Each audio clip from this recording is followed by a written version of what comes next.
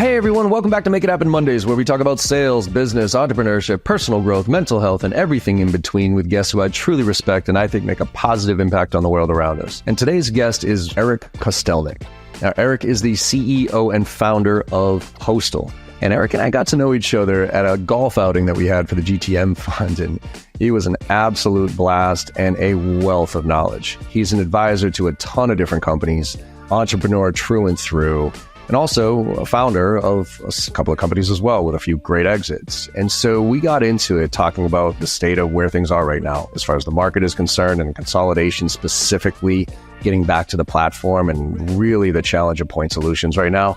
And also what sales reps should be looking at and how they need to look at their companies to see, am I at risk here for getting fired or this company going out of business? Because I think so many sales reps get into tech sales and they get allured by all the stocks and potential of huge pops. But right now, everybody's looking over their shoulder. So Erik gave some great tips from the other side, from the executive perspective of what you should be looking for.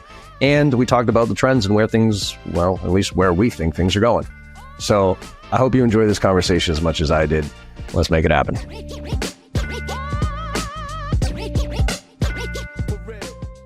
Erik, what's going on? Welcome to Make It Happen Monday podcast, my friend. How you doing? I'm ready. Just born ready. I've been looking forward to this for a while, man, since we were in Scottsdale. I was going to say, right? That was fun, man. I'm glad GTM is putting those events together because it was good to actually get together with somebody like in person and shoot the shit. I'm locked up here in my attic for a while now, and I'm pretty happy about it. But every once in a while, like getting out and shaking it up a little bit. And it was awesome. Yeah, like Max and Scott and those guys are doing a great job and bringing operators together and like-minded folks and having fun and talking shop. And I'm glad we got to connect there and that we're doing this together. So. Love it, man. Yeah. And I think we got some interesting stuff we're going to dive into as far as the consolidation of the marketplace and the impact of AI and a few other things because your background. But for the audience, let's do the origin story. And I don't mean just your work origin story. I want to go back and figure out kind of growing up, right? Where'd you get that bug? I always like to, especially entrepreneurs specifically, like where did you catch it? Nature, nurture, all that shit. So talk to me about parents growing up, school shit, and then bring us all the way to the future. Where are you going now? Oh, wow. Yeah. Cool. I'll be brief because it's a long story. But I was born in California, so I'm a California native, but I grew up just moving all over the place when I was a kid. So, those stories that you hear of folks that are inventors or, athletes or artists where they just were always uncomfortable. I was always uncomfortable. And the fact that I was the new kid in school, and I'm also a large human being, I'm 6'6", and like when I was like 12, I was like 6'1". So you can imagine just like being this big human being all throughout the history of my life, and then going to these schools and moving across the country, 10 times basically by the time I was like 13. That put me in a situation where I had to really, find myself and ensure that I knew how people worked, and that I could, just like try to join circles that I believed that could get me to where I wanted to be. And luckily my parents, although we didn't have much, we all just like made it work. And we were super focused on athletics as well. My dad was an All-American football player. My mom was an artist. And so we just kind of made it all work. Ended up in New Jersey outside of Philly, went to high school out there, was really successful in high school basketball. We were like third in the country. So had a lot of fun with that. And then went to school to play ball. And because honestly, I was not a good student. I was just like a stupid jock, just like, and all my friends were super smart and they got into Penn State or Duke or, all these places, New York. I got into Shippensburg University of Pennsylvania. And the only reason why I got in was because I got a basketball scholarship. Within a month of playing on the team, I quit. Because I'm like, dude, I cannot do this. Like, I just don't want to play basketball in college. So I still hold on to that. Like, I'm sorry to the coaches of Shippensburg, Roger Goodling. So anyway, I don't think I've ever said that. I'm like, I really apologize for that. I was kind of a dick move. We'll cut this up and send it to him. So yeah, exactly.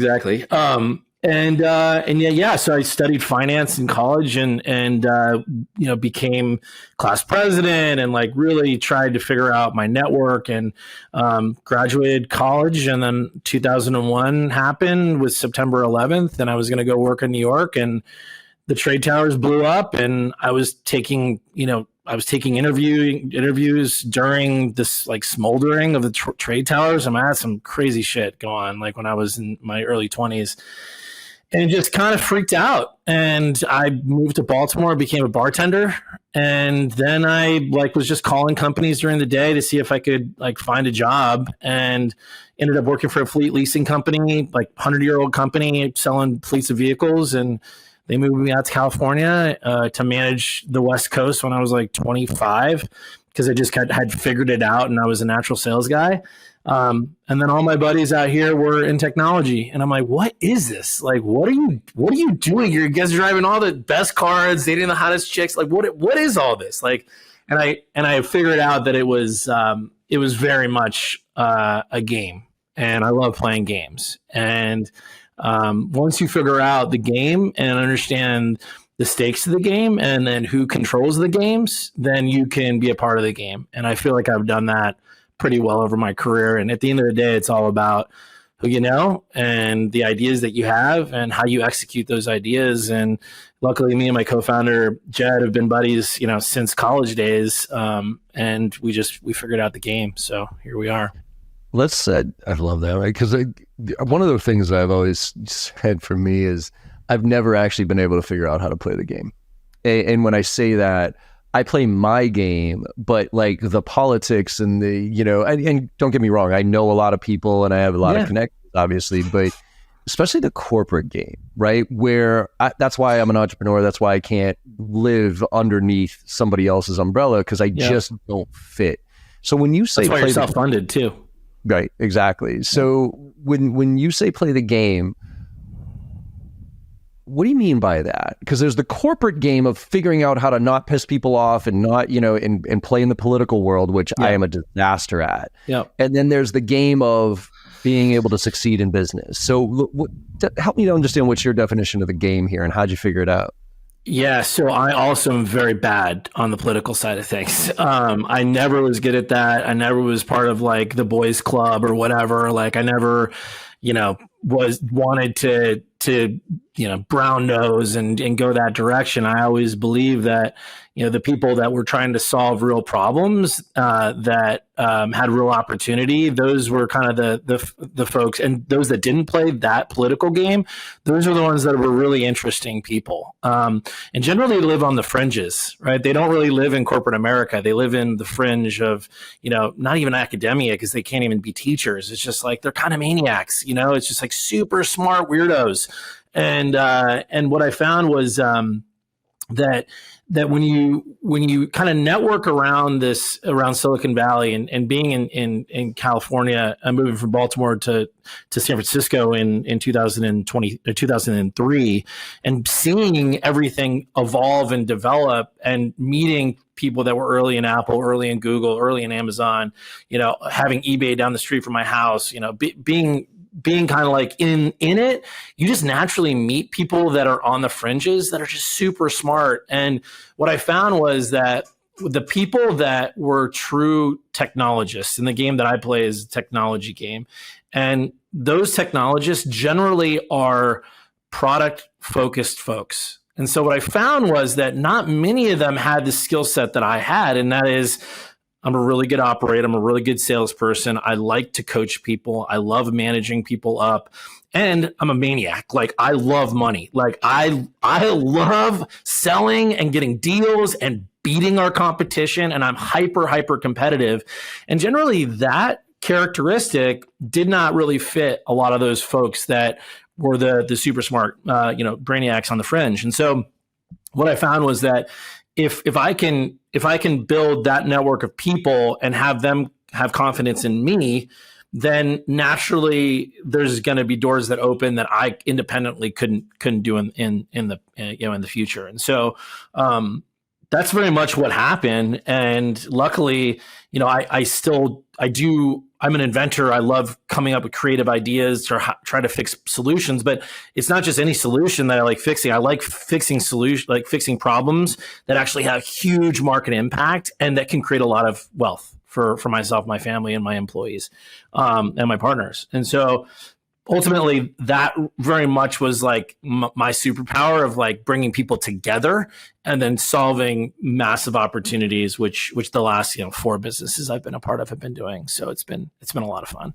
Love it, man. Yeah, I think that the who you know, not what you know scenario is unfortunately very true. I mean, you got to know something, right? You can't be an idiot. But there are so many people I know that I look at, I'm like, you have no fucking idea what you're talking about. But yet they figured out how to play the game and are awesome at it. And I've realized I've stopped being angry at, because there's so many people I look at, I'm like, you have no actual skill other than like the ability to make connections, right? And I used to just be aggravated at that because I'm like, how the fuck? Like they don't do shit, but they know how to. And now I actually envy it in so many ways because I'm like, man, you've been able to get away because the world needs that. The world needs people who can connect the dots and basically get out of the way and let, the quote unquote smart kids do the work. But man, when I realized everybody has kind of their own skill set and niche, then I started to really appreciate that ability to play the game. Yeah. And you got to find, I mean, the thing that I've always understood from very early age was that you have to find the people around you that have an exact opposite skill set and mindset to you. And it's like, you are just going to be such a better human being if you have people around you that are completely different than you, because that just expands your knowledge and your reach. And I think that, when you look at the best companies in the world, you look at the dynamics of the executive teams, and they're just so diverse, like just such different people from different walks of life that bring different perspectives, but they all centered around one thing, and that is creating value for shareholders. And as long as the opportunity is big enough, the market's big enough, and then you can just bring good people together that are not like-minded, like that are opposite-minded, that you can have a really good chance of being successful. So actually, that's one of my first recommendations to reps, or anybody who's starting their own business, is do not start a business with somebody that has your skill set. And I was a perfect example of this. Like when I went off on my own, like Basho, the training company, and then they fired us all. And then me and 2 of the other trainers ended up being in business together. We didn't decide to be in business together. We were just the 3 last men standing. And we thought, oh, great, like let's go. But the problem was we all had the same skill set. We were all trainers and we were all sales reps. And so inevitably, I find that when you have that similar skill set, it inherently ends up being you judging that other person because you think you can do it better than they can because you know how to do it. Versus if I have a finance person, competitive with internal. Yeah. Like I'll shred you apart because I'm looking at, like, if you and I started a company together, I'd be like, fucking Erik, like I can sell better than him. Eventually, like if you missed your number, for instance, I'd be like, motherfucker, like let me go out and sell. Like I can do better than him. Whereas if you're technical or if you're a finance person, I might push and ask you a few questions just to kind of test your hypothesis or where we are. But I'm going to fully let you have that because that is not my skill set. And I'm going to be allowed to go do my thing. And they complement way better that way. So it's a huge like starting point for entrepreneurs is like find people who have that massive diverse skill set that you do. Otherwise, you're going to tear each other apart. Yep. 100%, man. No doubt. Where do you, you said that, shareholder value, and I know we're going to get into some other stuff here, but you just brought some stuff that I wanted to, where do you think, because shareholder value, if we look back at the 80s, right, when that really started taking on and then capitalism kind of exploded and everybody now shits on the fact that it's not really, like who fucking cares about shareholder value? It's about the people. Where do you sit on like the values of the business and you and your ecosystem towards and shareholder value? And do you focus as a leader yourself? How do you balance the two? Right? Like you just talked to me before we got on this call, you talked about how you were given Fridays, you had to do some extra stuff for the team, right? Give them a few extra days off and some other stuff. So those are core values of yours as far as making sure that your employees feel valued and have the time and everything else. And that doesn't always align with shareholder value is chopping. And we're going to get into AI and how efficiencies and everything else. But I think there's a big kind of question right now in the marketplace of, hey, I can cut this to the bone and do almost everything with AI and make us massively profitable, therefore making us shareholder value off the charts, versus I got fucking people here. So how do you balance that as a leader? That's a really tough question. And it is sensitive. It is absolutely sensitive right now, especially, and we're sitting in 2024 in February, which obviously we'll see how well this ages over time, right? But like my whole concept on this is there's the long term shareholder value and short term shareholder value, and those are two very different things. And so the real question is like, what type of business do you have? Do you have a short term business or do you have a long term business? And you really have to decide that very quickly as a CEO or as an entrepreneur to figure out, hey, is this something that I want to do for the next 15 years? Or is this something I want to do for the next 3 years? So the decisions that you make as a leader and to your shareholders, which hopefully everybody has their employees as shareholders and ex-employees as shareholders and investors and yourself, obviously, but you have to really determine that because your actions will drive what that behavior is and what the outcome is. So good example is that, sometimes you build businesses for M&A, right? There's just natural, like folks that are out there, they're like, hey, this is going to be like a 5-year project. We're going to build this thing. We're going to raise minimal amount of capital or none at all. And we're going to flip this thing in 5 years, or it's going to be a lifestyle business. And those businesses inherently are different businesses from a unit economic standpoint, as well as just a cost standpoint. They're just going to be super thin. They're super thin, super aggressive around cost structure, EBITDA profitability, all those things that make a potential business that can be acquired, get acquired in 5 years. Also, there's some growth hacking you can do in that to show, double, triple, whatever, triple, double, whatever you want to do on that side, on the growth side, depending on your industry and who you're building to exit to. That's going to be kind of your focus. And your shareholder value is short term. And everybody should know that. Then they're the business that are venture capital based. And generally, venture capital based businesses are long-term value companies. And those are the ones that I do well in, given the fact that usually the problems we're trying to solve in the last 4 businesses have all been really big problems and taken a lot of capital to create opportunity and create change in that market.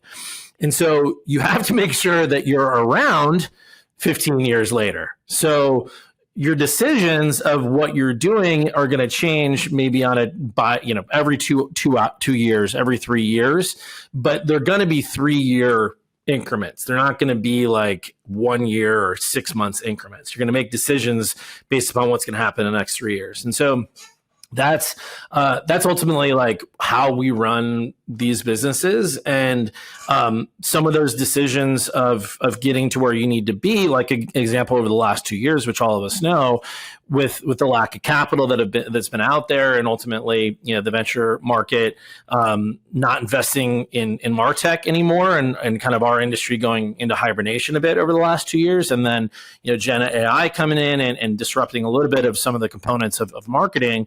But you look at this category, marketing is never going to go away. Like, it will always be there. It's just a matter of how it gets done. So it's a long-term bet, but the way that Postal is now operating is significantly different than the way we operated the first 3 years. And we had to make this 3-year, like almost like reduction of investment, which is going to impact growth. And if we were worried about flipping the business in 5 years, I've been like, you can't get rid of growth. We have to still have growth because we need to get acquired. But now that are the mindset, this is going to be a longer trek, we got to make sure that we are there when things, right size and when things turn around, and also be there for opportunities for consolidation and actually picking up distressed assets, which could fit well within our business structure, which ultimately you can only do if you have capital to do those things. And so that's where our heads at right now. And I know there's a lot of leaders going through the same, instance, even in, later stage companies, DEF, public credit companies. But certainly there's, that type of mindset and how we manage these businesses. I love it. Yeah. And I think that the AI stuff I want to get into as far as how's that changing the game as far as the investments you need to make, right? Because marketing, super impacted. But quick question before we dive into that. You mentioned about, 3-year business, 5-year, 20-year business, or 15-year business. How transparent are you? Like, there's, 2-part question. One is, do you believe in starting a business with the mindset of selling it, right? And then if you do, say you're like, hey, we're here for this, we're going to create this, and the goal is to get bought by whoever, how transparent are you with your employees about that? Because I see a lot of leaders who, oh, no, we're a loving family, where everybody's good, no. And then as soon as the fucking number comes, they sell that shit as fast as they possibly can and burn the thing to the ground and say fuck off. So how do you, do you build to sell, or do you build for a good business and hope it sells? And B, if your mindset is I'm selling this, how transparent are you with your employees? So this may or may not have happened in our industry recently. I'll just say that because I have NDAs. So I can't speak directly about what's going on in our category. But at the end of the day, there's the distressed asset sell, and then there is the value sell of this is a valuable business and this is a good piece of this business. Generally, those are operationally two different things. When there is a distressed sale, generally you see the founder go away and a banker come in and run the company. That, like, you can look across every single industry that's been in that situation. You just and if you are an employee and you have somebody other than your CEO or somebody internally that is more of a growth minded or even value minded CEO, and you have a banker that comes in, you're in trouble. Like, you should start finding a new job, because even if they're telling you, oh, we're not going to sell this thing, we're going to grow, we're fine, it's going to get sold. So that's one thing. And those are kind of the indicators that you want to make sure you're checking. And then you have the other piece of like the value business versus the growth business. And I don't think necessarily they can, like, the slower growing value business that's just going to grow over time naturally. And it's not going to be super funded by venture capital, but it's just going to fit a product market fit, and it's going to grow naturally. Generally, those employees are always like the ones that are like, yeah, I know everything about my business. Like, I know where we're going. We're not taking additional capital. There's no new board members. We're not doing anything crazy. Over time, it's super stable. There's a lot of stability in it. I'm getting, comp increases every single year. I'm getting all these different things. And generally, they're pretty well suited. Then you have the growth businesses that are venture capital based. And I would say that there's kind of two mindsets, and I'll tell you which one I am and why.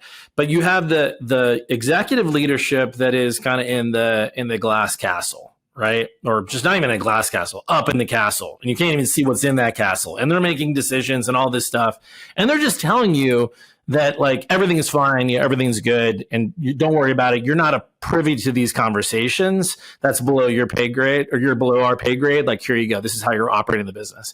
And there's a lot of companies that operate that way. And I'm not saying that's bad. It's just not the way I run companies. And we have kind of a glass house here at Postal and in the last businesses that I've been a part of.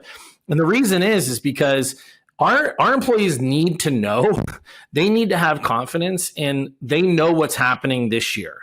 They know what's happening next year. We have families that I believe that we support, that we've created jobs for, that we support, 60 families. I always think about that. It's like my driver. And so I just want to make sure that they feel like they understand what's going on and why. The why behind what's going on.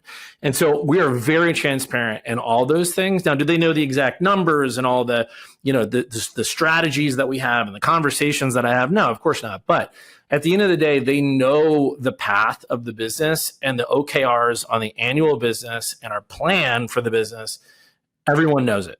And then our investors are totally, open for conversations as well with our employees if they need to talk to investors, or just the confidence level needs to be there. Because at the end of the day, if you don't have employees that understand the trajectory of your business and how they fit into it, they're not going to put in 100%.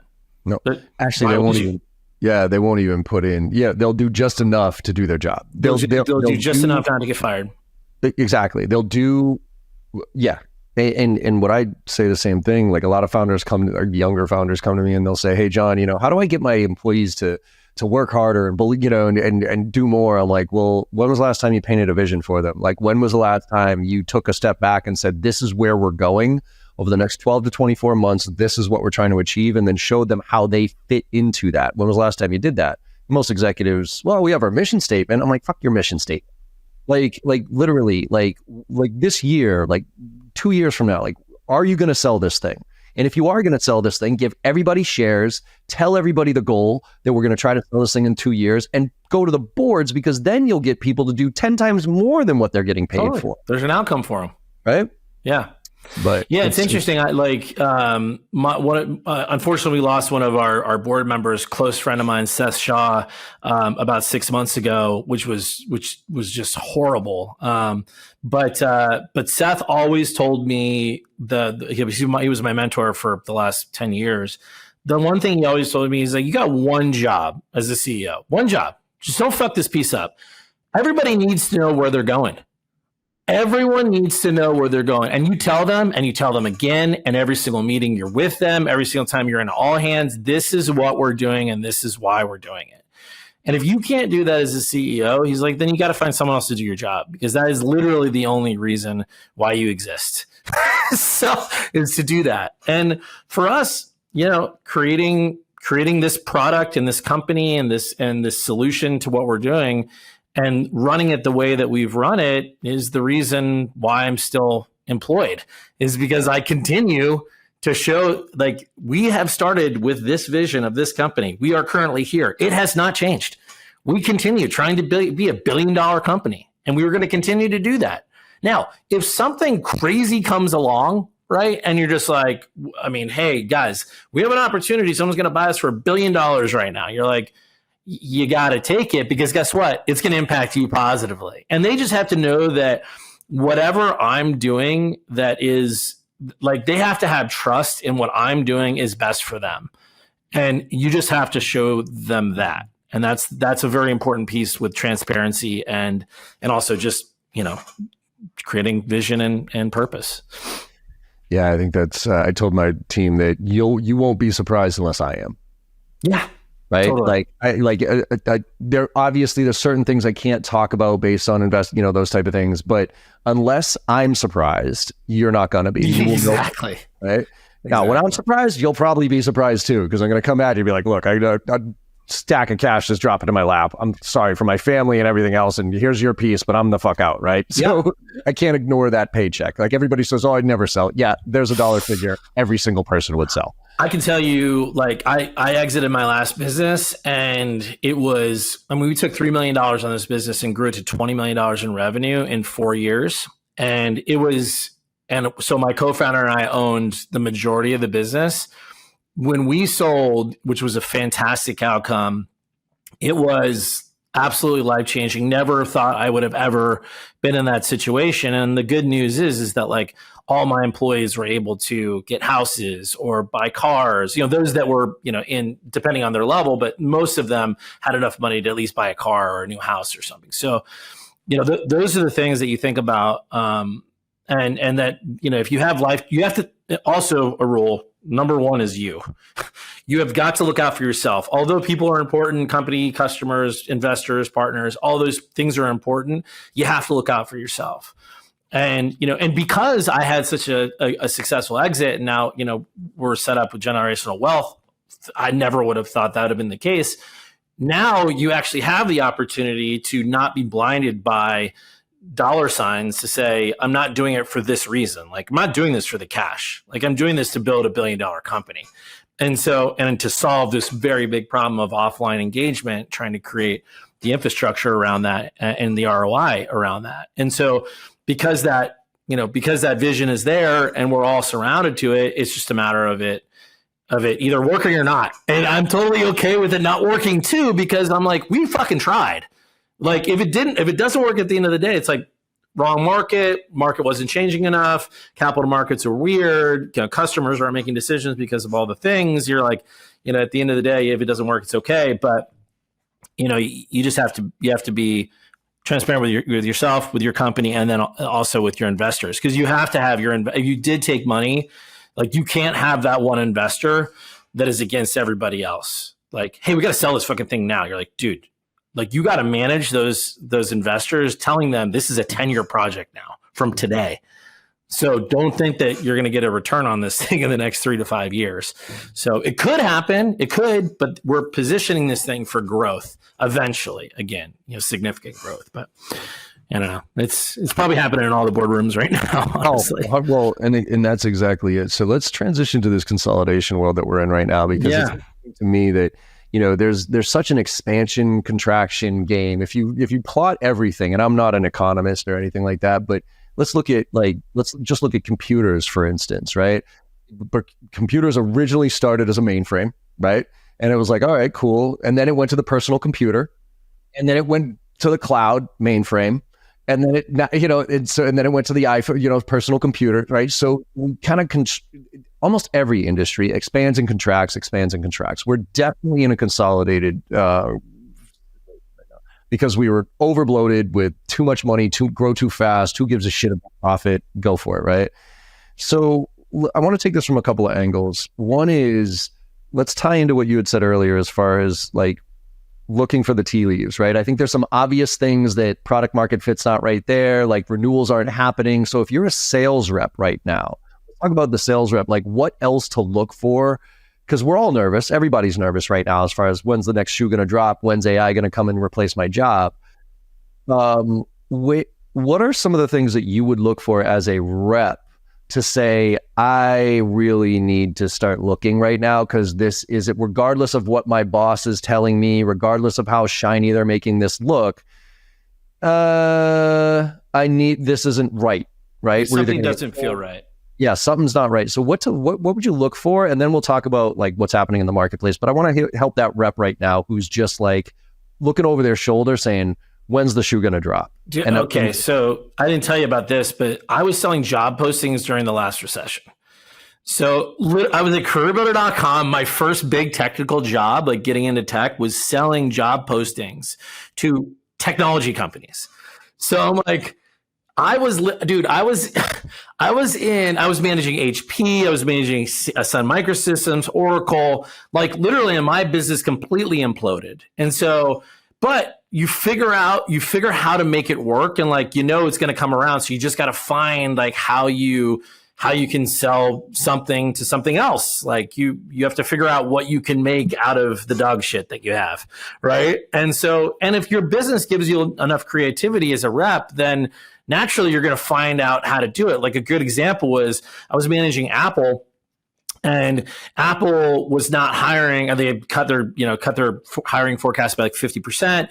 And like, I was just like, oh my God, this is like a big part of my number. How am I going to replace this? Well, I figured out if I went to the training and certification group at Apple, they actually were looking to certify people through, like, which was a revenue driver of Apple, certify people on, their technology and their development stack and everything. So I actually used our resume database to help them source training and certification contacts and candidates, which they ended up using and selling, and like ended up a big opportunity. And I made a lot of money from that. And so I'm like, you just naturally have to look at what you got and then be creative as a rep to figure out how can I build something out of what I have? And hopefully you have enough autonomy to do that.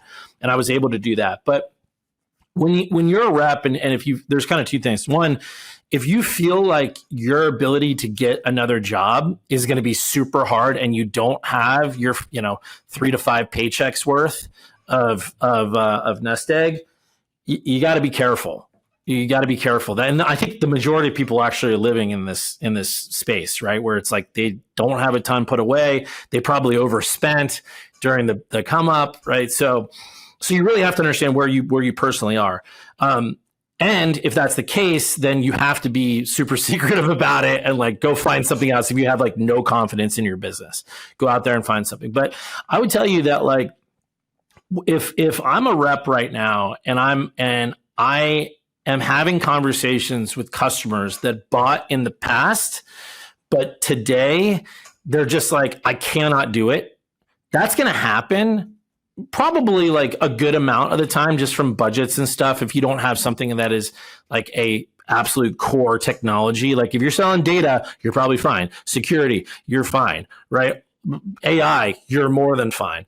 Like, but those that are kind of ancillary, kind of fringe technologies, you have to make sure that there's enough top of the funnel there and enough conversations that'll get you over the hump. You're going to have a little bit more of flexibility from like being on a PIP or whatever, because it's just like no one's really hitting target.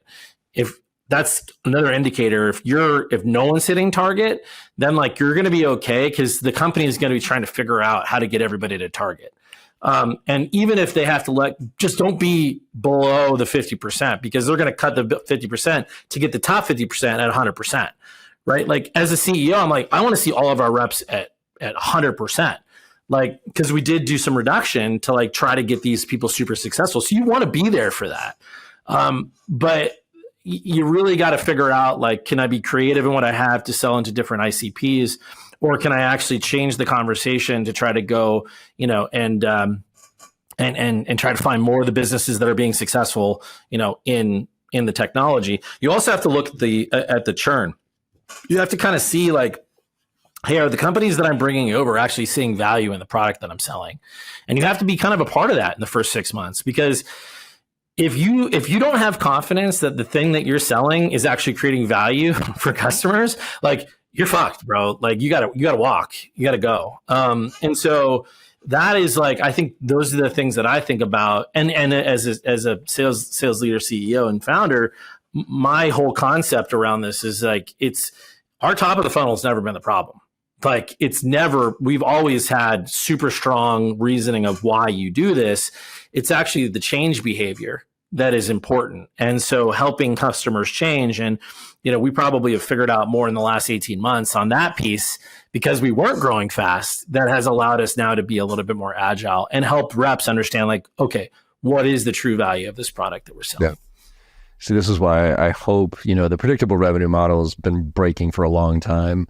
And this is the transition out of this. I've talked to a few people about this that I love, is SDRs or BDRs, whatever. And instead of making SDRs graduate to an AE, they actually graduate to CS or AM, because that way they get to close, but in a safer environment, cross-sell, upsell, renewal.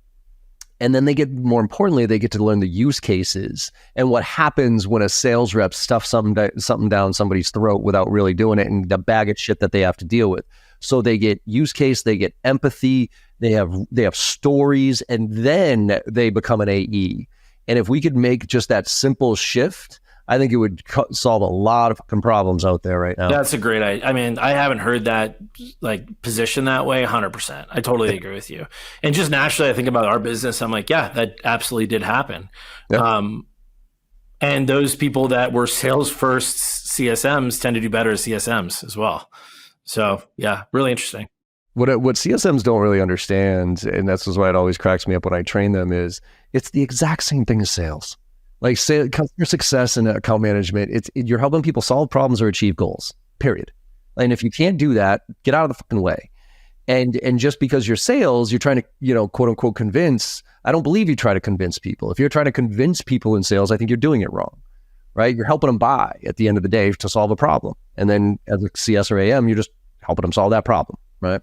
It's interesting you said you were talking a little bit about the predictable revenue model breaking over time. And I was just thinking about that as you were talking a little bit too. You're so right around that. The fact that when there's like tremendous amounts of capital that you can just put in the top of the funnel, you can just, and there's a hype cycle around what you're selling, it's naturally just going to attract all of this bullshit revenue that just comes in. And you're like, people were never even ready to solve the problem that you had. It might have been a problem. I'm not saying it wasn't a problem and like they shouldn't be buying something to solve this problem, but they just were never ready to solve the problem. And then it just goes away, right? Like they don't renew or they don't use the thing. And they're like, I don't know why I did this. And, and you run into that problem. And man, this is something that we should talk more about around the change that's happened now in the 18 months, how it's good, although it feels like scary and, top of the funnel is weakening and, you just have more research being done before people have buying signals and all the things. It's actually really good because you get a healthier customer in.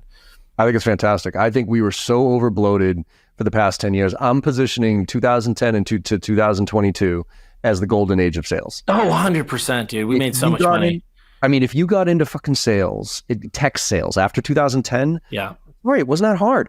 Like, dude, all sales, med sales, like med tech, pharmaceuticals, like manufacturing, everybody's like money was free. Everybody, right? and people have heard me say this before, but we were literally able to we over-engineered the sales process. We were able to blast out template shitty cadence emails, set up fucking disco calls with anybody with a pulse, ask BANT questions, drone through demos, let our SE do the majority of the work, and then offer a massive fucking discount. Like that's what sales was for the past 10 years. It's used cars. It's used cars, dude. It's used car sales. That's exactly what it is. And now the sales is hard because consolidation, and I think and that's where I want to take this is like, now you actually have to sell. Now skills matter. And so many sales reps don't. I think we have, I'm worried right now because I think we have a whole generation of sales reps who actually aren't sales reps. They're pseudo order takers and technologists who know how to use tools, but they don't know how to have a fucking normal conversation with somebody about their business. So with the MarTech, the space that you're in, sales with MarTech, obviously we're in a consolidated market right now. Money isn't free anymore. Value matters, ROI matters. All these point solutions are getting thrown away back to platforms. Who survives this consolidation so that they make it out on the other side? Who, from your perspective, like who's going to survive this? Because it's just, and I'm going to put AI to the side for a second. Yeah, totally. I don't think that has that much impact on what's going to happen in the next 3 years. I think in the consolidation space is what I'm saying. Like, yeah, I think AI is going to have an impact. It's going to be separate from what is going to happen based upon the kind of finances of all these businesses. Yeah. So who survives this mess right now? Before we talk about AI, who survives this consolidation? What type of companies, especially in the MarTech or sales tech space? Is it straight the platforms? And I'll give you one more piece of context here. I'm saying in a lot of ways, like I don't fundamentally understand, especially with the AI stuff, how Microsoft, HubSpot, Salesforce don't win the day, right? Because before those companies, those huge companies, they were like the Titanic. They'd buy all these little companies, they'd try to cobble them together under this, or they'd create something that was 70% as good as the point solution. So fuck it, but you're on our platform. And it never really kind of worked together. My hypothesis is that with AI, you're just going to say, go fix that fucking problem, and it's going to do it, right? And it eventually will all of a sudden connect Sales Navigator with LinkedIn. You know what I mean? Like, why the hell are those two stupid things different? Or why don't I have LinkedIn embedded in my Office 365 shit immediately? Like, that stuff's going to happen. So with that, I don't understand how the big boys don't win the day, but help me understand who else wins the day outside of the pure big consolidation, massive platform that everybody already uses. Yeah. All right. So I think it starts with this. Big companies are not innovators. They, especially public big companies, what they are really good big public companies. And so they literally are just building for shareholder value, but they're building for shareholder value every single 3 months. Like they have to show that they're hitting targets every single 3 months. And you can do that one of two ways: selling more stuff or cutting. And that's literally the two things. So are they really focused on innovation? Absolutely not. There wouldn't be an open AI that Microsoft just dumped how many billions of dollars into. It would have been Microsoft to start. So the thing that like all of us have to understand, especially in sales and MarTech, where is the majority of funds have been distributed over the last 10 years. I mean, these are the two categories, this and data infrastructure and security. If you just look at this and you go, why the hell is it? Dude, I just wrote this down before we joined. In 2011, there were 150 MarTech companies. 150, bro. That was like 10 years ago. Like I remember 2011, right? Like that was like yesterday. There's 10,000 today. 10,000. Okay, so and that's from Scott Brinker. And you're like, look at this stuff. You go, okay, that I totally get it. But why are there 10,000? Sure, there was all this money and this capital and all these things. But the reason is because that these point solutions, to where you look at the where companies have been focused, they've been better at creating that point solution and that solve to that one problem better than the big providers out there. So if you just look at that and you go, a great example is like Calendly. You're like, how the fuck did Calendly become Calendly? Like that is a calendar tool. And now there's like 1,000 of them for every single different industry. Like how is Chili Pipe? How did they get so, it's crazy to me that happened just in the sheer fact of just trying to schedule some time. on somebody's calendar, multi-$100 million, plus companies anyway, in revenue. And then you're like, okay, the reason is because big companies are really bad at innovation and they don't really listen to what their customer need is. They just try to upsell and get more and then create top of the funnel because they're still capturing market share. So they're still super focused on like the market share of Salesforce, which I think they own like less than 30% of the market. You're like, dude, they have a huge market. Why would they buy anybody else? So the concept around that, like, all of us technology companies that, are in a position right now to where we're, call it 2 to 3 years post our last raise, everybody's kind of created the financial stability for us, hopefully, to like stay and like not die. Certainly there's going to be a big percentage of these companies that are going to be gravestones on Silicon Valley Alley, right? So like you're going to look at that and go, well, they didn't manage their capital correctly. They deserve to die. Bye. Right.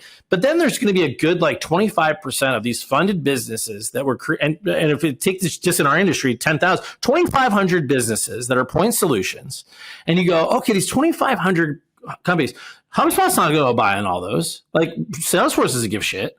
Like, so what's going to happen? And in my mind, their private equity is just, dude, it's 10 years from now, we're going to be like, boy, I wish I was in private equity back 10 years ago, because these guys are going to slay.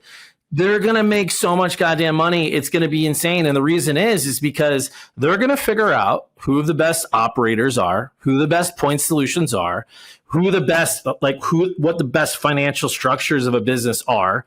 And they're just going to pick them off and put them together. And, and like maybe us as founders will get something on the long tail, but ultimately some founders will be forced in the position where they have to sell and they'll have to consolidate. But, I just think that day is coming. It's probably not going to be this year because they're going to wait until there is like, it becomes a distressed asset and not an asset.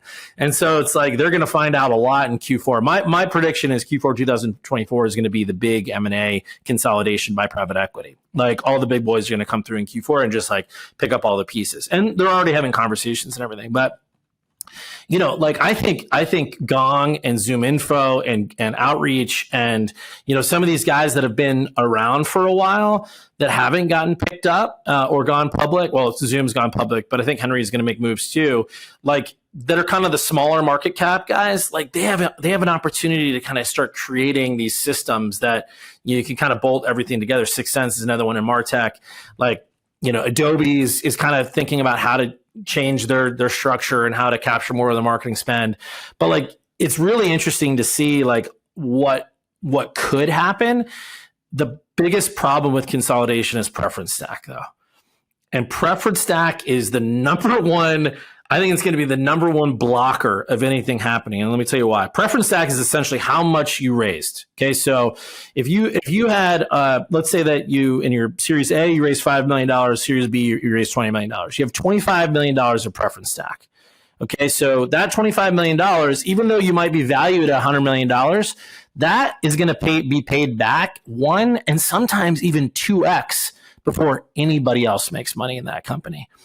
So in order for like everybody to be aligned to say, yeah, we should like consolidate, you're going to be running into these preference stacks that all these boards are going to be like, fuck no, like we're not like, and then like they're going to like, why would I be above or below? Why would I be below their preference stack?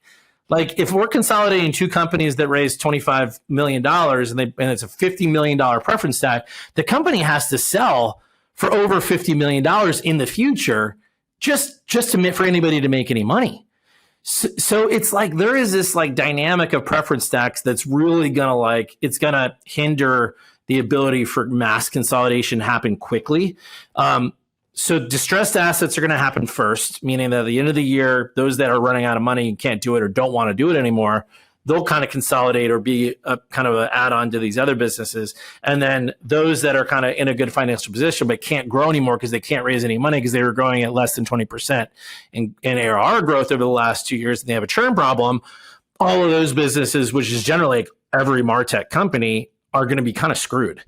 And so it's like, so there's just like really weird dynamic that's going to happen. It's a whole other episode for us to talk about. But end of the day, that's what I think is going to go down. Yeah, man, it's I think There's a lot there. no, it's interesting, right? Yeah. Because like I hope people are paying attention now, because you can easily get caught up in the chaos and the panic, but it is pretty fascinating to watch. It's a business study. It's a case study, man. It is. It's insane. And I am curious how AI is going to play into this, right, from an impact standpoint, because I think what's his name from OpenAI came out and said we're going to see the first one-person billion-dollar company, right, in the not so distant future. Because historically, for finance, VCs or whatever it is, the reason you need 50 million is because you have to have a whole go-to-market team, you have to have a whole engineering team, and now a couple of smart nerds with AI and a couple of kids who know how to play around with these tools, like you can go to market pretty quick with a pretty badass product. So how are you see, like, where do you see, I mean, everybody, when AI hit, everybody went to the front end of the funnel, automating all this shit. And I think it's more shit in the front of the funnel. To me, it's no fucking different than an automated cadence from a sales rep. Great. Just more noise. So I don't see that as being, I actually personally think that and I'm curious your take on this, that the SDR model is gone away in the next 2 to 3 years, quite frankly. And it's going to roll up under marketing and operations. They're going to be salaried positions playing a lot around with all this AI stuff to give true account-based marketing back to full cycle sales. Because my analogy on this is the reason we hate spam is because it's irrelevant. Like, who fucking cares? Like, it's a bunch of shit that I don't care about. But the reason I like Instagram is because I've trained that out. Well, that algorithm's trained me on staying on certain things. So literally every ad is something I want. I mean, the amount of shit that I buy off of Instagram right now is quite frankly embarrassing. It's pretty incredible. Yeah. Right? My theory is that with your LinkedIn profile, the stuff that you're putting out there on social, the stuff that's about your business, that AI is going to get smart enough where every single email in our inbox in the next year or so is going to be hyper relevant and hyper personalized. And I don't give a shit whether that's coming from a human or not, quite frankly. So with that aside, as okay, cool, let the front end of the funnel do what it's going to do. That's table stakes, yeah. Right. Where do you see AI having the biggest impact with this consolidation, with product to market? Because I do believe last year was a fundamental shift from a business. I think we're all currently living in a legacy model. Yeah. Like, we are in a legacy model and we're trying to figure out this new world. So where do you see AI fitting in and the impact of these businesses with the consolidation and also new product launch? Yep. Okay, a lot to unpack there. I'll be as brief as I can on this one. So I studied this. I when I was in my last business called Text Recruit, we basically took all the recruiting that was happening in these legacy ATSs, and we basically created a text message platform to help companies communicate via text message with millennials. Wow. Okay, there you go. It was just like, that was it. No one else wanted to build text messaging. We did. So we were like the Twilio of HR tech. And so that grew extremely fast and big. But during that whole entire time, I'm like, we got to put some chatbots on this thing to create, conversations, because when UPS is hiring through Text Recruit, like, they cannot support 10,000 messages at a time. They don't have enough recruiters. So it was naturally like, it was a problem. And I was like, I have to solve this. So I went and took some courses at MIT, which was like a Coursera course, right? Nothing big, but it was like, it was taught by the machine learning and artificial intelligence folks at MIT, and basically that helped us understand the practical application of what was being built and how you use it inside of your business, not externally, but actually in your business, and how to make your business be more effective. So I was kind of trained on what I wanted to do of this. Through that, and then you start looking at like areas of so after I kind of learned that, then I'm like, okay, here I'm going to create this chatbot. I started working with Watson team at IBM, and that's who we use as our backend system of the AI that Text Recruit had. And you kind of fast forward into Postal now, and you start looking at these data sets, and you're like, when you have data sets that are massive, you can start learning from that, and ultimately you put these tools, these AI conversational tools, and it understands from your data set and then spits out information, right? So Postal did that with our smart collections, and like, we can continue to iterate on how AI will help people make less decisions and more educated decisions on what to send, when to send, who to send it. That's our Postal side of things and story. But I don't necessarily think that the true value of AI is going to be in the product side. And that's really what everybody is doing right now. They go, oh my God, I need to put AI into my product offering. That's again table stakes. Where I think you actually have real opportunity is if you look internally. The easiest way to look at this is the copywriter. You're like, just fundamentally, we all had copywriters, we had marketing teams, and they were creating copy that basically told the story in our voice about what we were trying to do. And then we used it for SEO and we used it for education, and we did that. That has now been replaced. Everybody's replaced that with conversational AI. So if you just think about that component and say that represents, less than 5% of your cost structure of your business, what are other cost structures of your business that you can save money and create efficiencies in? And I honestly think the next one that it goes to is finance. So if you look at, and no one's really talking about this, but if you look at finance and legal, actually, those are the two, finance and legal. So I'll talk about the legal after finance, but finance really, if you look at finance makes decisions based upon the numbers that come in through your system, your NetSuite or your whatever, right? And if you have a plan set up, it can iterate based on that plan and show you what's up and down, but it's not making decisions for you. So what you're trying to do is you're trying to actually build a system with AI that actually can help you predict what is happening in your business, what will happen in your business in a way that's instantaneous. And I believe that using it in finance is super important. And I haven't found anybody that's done it well yet, because finance is kind of scary. FinTech kind of sucks. But it's I think there's an opportunity there. A company called LexCheck, who I invested in 2 years ago, these guys did it for legal. So dude, it's the craziest thing. And the demo was amazing. I'm like, I'm going to invest in this. I don't know how much you guys want, but whatever. And so he literally was like, hey, where's your MSA at? He has my MSA. He marked up my MSA and then basically said, okay, email the markup MSA to this email address. There was no front end. You literally email it comes back in 5 seconds with your markup. So it does the work of your lawyer.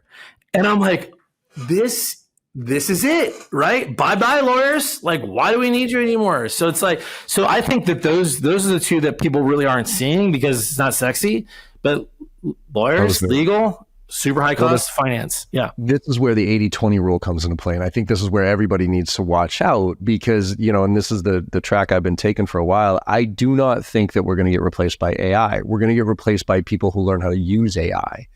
And that's going to be a smaller segment of the marketplace. And so lawyers, for instance, I said, as soon as I saw it a year ago, I was like, lawyers are fucked. Because if you think about what's pre-law, right? So you graduate, you go to the bar, great. And then your first job is basically bitch work, right? Case precedent, you're looking through case files, you're trying to find the perfect, for the lawyer who's going to then argue it, right? Now, hey, AI, could you scan the Library of Congress for me and find the exact case, the 3 top cases that are perfect fits for my case and help me get off of this and tell me which one's the most highly relevant so that I can get my client off? Bing, bing, there you go. I don't need those massive amounts of admin lawyers basically doing that homework anymore. Yep. It's the same thing with the healthcare. Healthcare is the same thing. It's radiologists. Right? Radiology. Radiologists. I had a buddy that created an AI radiology company, and he did this 4 years ago. And here's where the problem is. I mean, the government's smart, man. They don't want all these people to be unemployed. These are some of the biggest earners in our capitalistic society. Yep. So what's going to happen is that I believe the government's going to ruin innovation by regulation. And you and I talked about this, man. There is a matrix. There is a path that that Illuminati wants us to go down, right? And certainly they have the control of how technology can advance and how fast it can advance based upon what the end game is. And we don't even know the end game. They know the end game, right? They have the 50-year, 100-year, 1,000-year plan of the United States. We don't. So I think that you're going to see the most regulation for AI in finance, in legal, and in healthcare, because those lobbyists in those are certainly going, not in my house. No, I'm not going to lose all my, you just look at the things that are happening, JP Morgan and Morgan Stanley let go of 25% of their wealth managers last week. And they're like, why is that happening? Well, people are using Robinhood. Well, why are people using Robinhood? Because it's getting easier to invest yourself. And it's and there's going to be AI that's telling you what to do and when to do it and how to do it. And so I think we're going to be in, in it here. I think I look at it the same way as sales coaches. So I intuitively knew this as soon as I saw it. I'm like, I'm fucked. I have to get into this space to create an AI version of me. The reason is because I'm John Barrow's 28-ish years experience in sales. I got an opinion. I've seen some shit, right? But I'm one guy. And so, or there's this AI little thing over here that I can take every piece of content I've ever created, every blog post, every podcast, everything else, dump it in there. So there's John. But then I can bring in Sandler, Miller Hyman, Taz, Spin, you name it, throw it in there. So now you have Uber John of like the most thought, that can answer not just in general, but 24 hours a day, 7 days a week, in any language you want, with context. So who would you rather get training from, right? AI John that's always there for you, or John Barrows who, now don't get me wrong, I think you're going to want to see, like, have a beer and get the show. But from a day-to-day standpoint, sales coaching, I see sales coaching as actually, because coaching doesn't happen, I actually think sales coaching is one of the highest impacts that AI can have on sales, is frontline sales coaching, by analyzing this call and immediately giving me feedback on very specific criteria. Yep, and Chorus was going there, before they got knee up, and I think that that Gong and some of these revenue intelligence companies are doing that. But at the end of the day, I think that there's just going to be more decisions made prior to getting to the sales rep, and it's just more of like, you're more of a traffic cop in the future, depending on what industry you sell into. But yeah, there's going to be a lot of change management that's going to happen within sales and the go-to-market machine for sure. But I also think that we underestimate what the new generation wants. Okay, so we look at this, and you and I, when you were born? 75. So I was 79. Okay, so we're 70s babies, right? So we're like, I'm on the cusp of millennial, you're an X. And so you kind of look at this and you go, we represent the majority of leadership now as boomers are kind of aging out, and we're the future of the next leadership of America. And you look at this, you go, okay, cool. And we're solving as technologists and people that serve the technology community and all this other stuff. And we're kind of building for what we think is the future. But we really have no fucking idea. Like, we don't know. I don't know what my 12-year-old son wants. Like, he or my 8-year-old twins. Like, I don't know what they're going to want and how they're going to want to interact with brands and how they're going to want to, do business. We have no idea, but I have a bet about this. I think what's going to happen is that, and I hope we're teaching our kids around this too, is that I almost think that there's going to be a adverseness to new technology. I think they're going to put up the stop sign. I think they're going to slow it. And if you think about it, like, some early indications have started happening. The flip phone came back. You're like, what the fuck is that? Right. Like, why did that happen, dude? Like, that's dog shit, but yeah. Right. And you're like, wait a second. Are they saying that they don't want a personal computer in their hand all the time? Like, that, if you look at the buying behavior of VR and kind of all those components, it is us. It's the older generation. It's not these younger generations that are happening. So, dude, we might be in a situation to where people will just say, no, I don't want to buy from a robot. I don't want to buy from a robot. I want to buy from a human. And that is value. And I want to be coached by a human. And I want to interact with humans. I do think that at some component, like, there's going to be that reckoning. I feel it too. It's just like remote versus on-site, right? Like, now on-site takes a whole different priority than it did before. Before it was like, yeah, whatever, we just fly around because we can, and this is the way it's done. Now I think people are a lot more purposeful with their flying around and meeting in person, and it's a lot more valued. And I think it's the same thing with purchasing. I think there's going to be a whole host of shit that people are like, yeah, fuck it. I don't want to talk to a rep at all about it. Yeah. I just want to buy this stuff. But when it comes to certain things, no. I absolutely, and I'm going to value that over anything.